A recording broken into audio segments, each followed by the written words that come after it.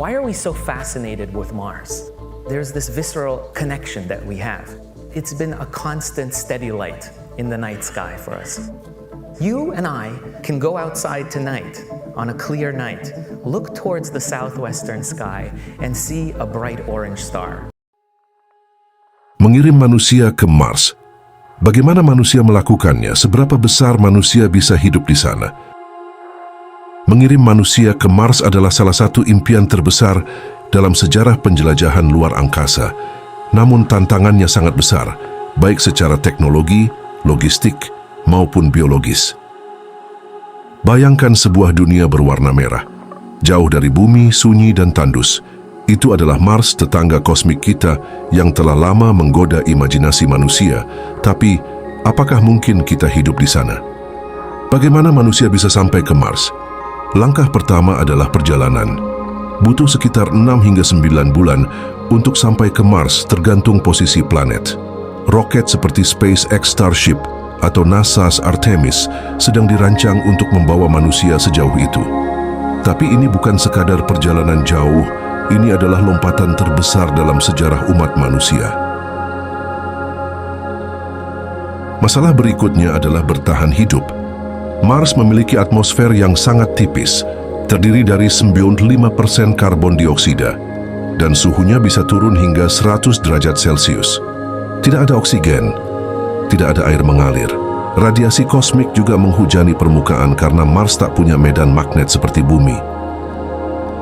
Bisakah kita hidup di sana? Secara teknis, bisa, tapi dengan bantuan teknologi. Manusia perlu tinggal di habitat tertutup, memakai baju antariksa saat keluar, dan mengandalkan sistem daur ulang air dan udara. Koloni pertama mungkin akan seperti stasiun luar angkasa, sempit, tertutup, dan sangat bergantung pada pasokan dari bumi. Namun di balik semua itu, muncul pertanyaan yang lebih dalam. Kenapa kita ingin ke Mars? Apakah karena kita mencari tempat baru setelah merusak bumi?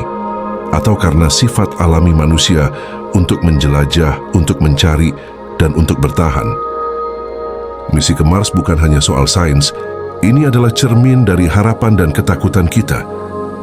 Mampukah kita membangun kehidupan kedua di dunia asing? Atau mungkinkah petualangan ini justru menyadarkan kita untuk menjaga rumah kita yang satu-satunya bumi? Perjalanan manusia ke Mars bukan hanya soal teknologi, tapi juga kepercayaan dan harapan. Mari kita uraikan dalam dua bagian besar. Bagaimana NASA mempersiapkannya, dan bagaimana mereka meyakinkan manusia untuk ikut dalam perjalanan berbahaya ini.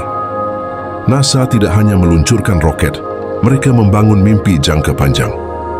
Persiapan menuju Mars telah dilakukan selama puluhan tahun, dimulai dari misi-misi robotik seperti Curiosity, Perseverance, dan Ingenuity. Berikut langkah-langkah besarnya. Eksperimen dan robotika. Robot-robot NASA menjelajahi Mars untuk memetakan permukaan, mencari air, dan mengukur tingkat radiasi. Mereka adalah mata dan tangan manusia di planet merah. Teknologi penerbangan jarak jauh. NASA mengembangkan wahana yang bisa membawa kru manusia selama lebih dari setahun pulang pergi.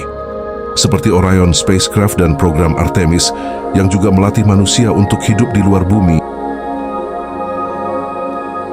Simulasi kehidupan Mars di bumi. NASA membuat simulasi habitat Mars di bumi, seperti di gurun Hawaii dan Antartika. Di sana, para ilmuwan hidup terisolasi selama berbulan-bulan untuk melatih psikologi, kelangsungan hidup, dan adaptasi. Penelitian medis dan biologis. Tubuh manusia bisa rusak di luar angkasa. Tulang melemah, otot menyusut, radiasi bisa merusak DNA. NASA meneliti bagaimana melindungi tubuh manusia dalam perjalanan panjang melalui eksperimen, seperti misi kembar Scott dan Mark Kelly. Kolaborasi global dan swasta. NASA menggandeng agensi luar angkasa lain seperti ESA dan perusahaan swasta seperti SpaceX untuk mempercepat pengembangan sistem transportasi, bahan bakar, dan teknologi habitat.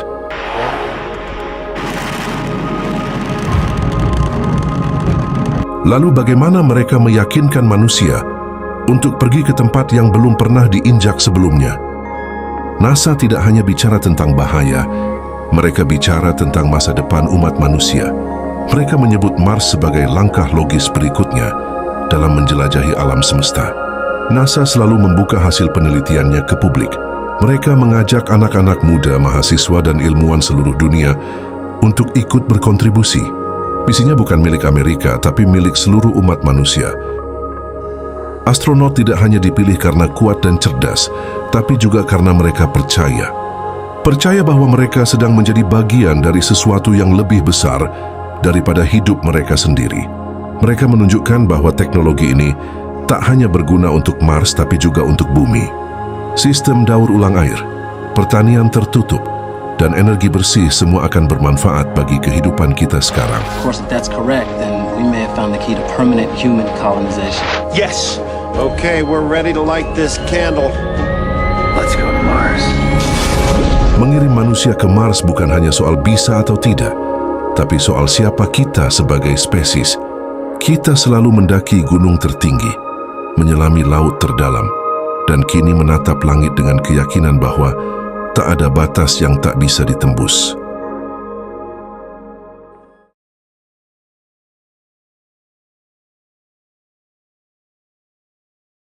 CEO SpaceX Elon Musk kembali menegaskan tekadnya untuk membangun koloni manusia di Mars.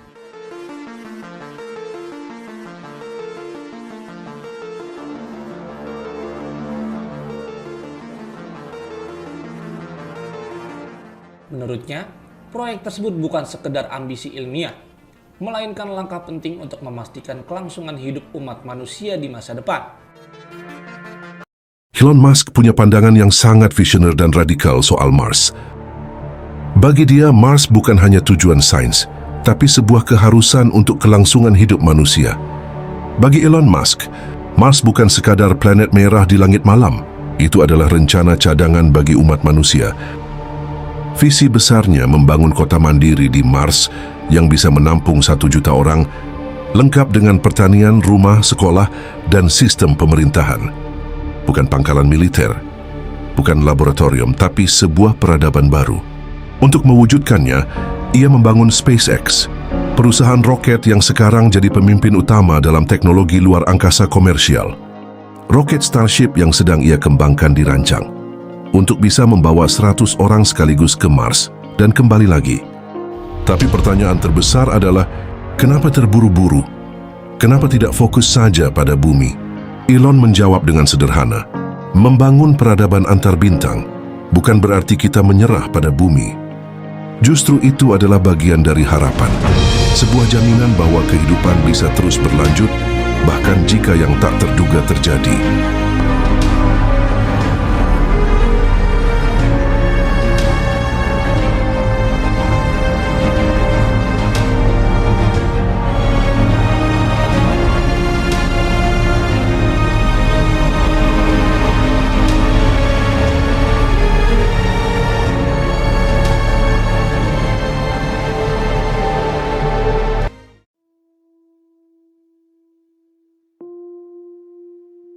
Apakah Al-Quran pernah menyinggung soal kehidupan di luar bumi? Jawabannya tidak secara eksplisit menyebut alien atau planet lain. Tetapi ada beberapa ayat yang membuka ruang untuk kemungkinan kehidupan di alam semesta selain bumi. Berikut adalah beberapa pandangan Al-Quran yang relevan. 1. Alam semesta yang luas dan berlapis-lapis. Quran Surah Al-Mulk ayat 3. Yang telah menciptakan 7 langit berlapis-lapis, kamu tidak akan melihat sesuatu yang tidak seimbang pada ciptaan Tuhan yang Maha Pengasih itu.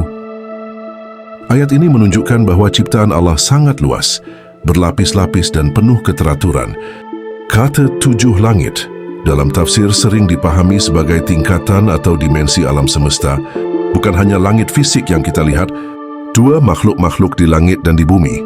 Quran Surah Asy-Syura ayat 29. Dan di antara tanda-tanda, kebesarannya ialah penciptaan langit dan bumi, dan makhluk-makhluk yang melata pada keduanya.